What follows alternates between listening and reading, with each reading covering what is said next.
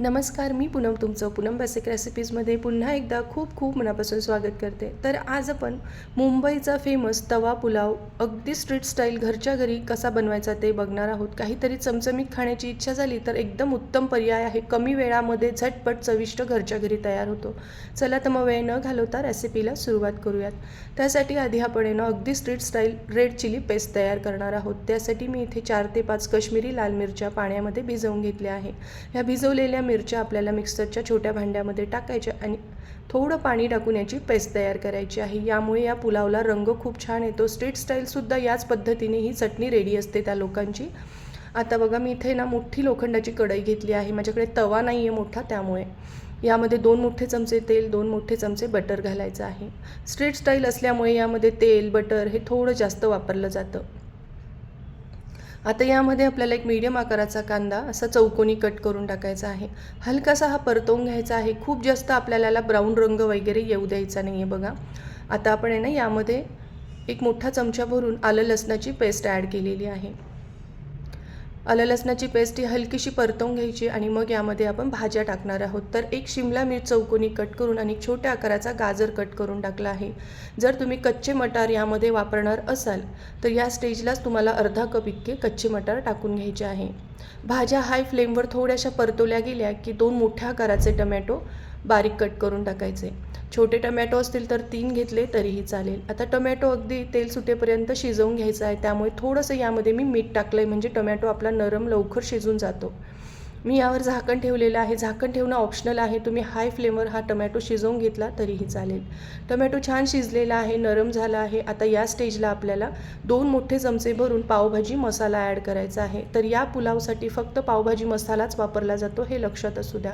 आता तयार केलेली रेड चिली पेस्ट यामध्ये टाकायची आहे आणि आता आपण याला छान परतवून घेऊयात। तुमच्याकडे अशी रेड चिली पेस्ट नसेल तर तुम्ही काश्मीरी लाल तिखट पावडर या स्टेजला टाकली तरीही चालेल। काही सेकंदासाठी मसाले परतवायचे आहे।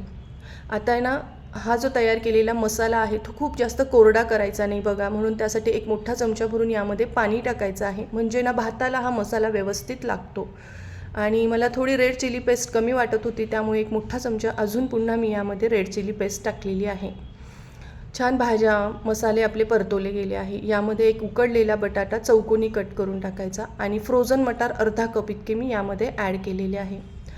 आता चवीनुसार लगेचच मीठ यामध्ये टाकून घ्यायचं आहे आणि ह्या भाज्या आपल्याला पुन्हा 2-3 मिनिटांसाठी व्यवस्थित परतवून घ्यायच्या आहे। तोपर्यंत तुम्हाला एक निवेदन आहे, तुम्ही अजून माझ्या चॅनलला सबस्क्राईब केलं नसेल तर प्लीज नक्की सबस्क्राईब करा आणि बेल आयकॉनवर क्लिक करा।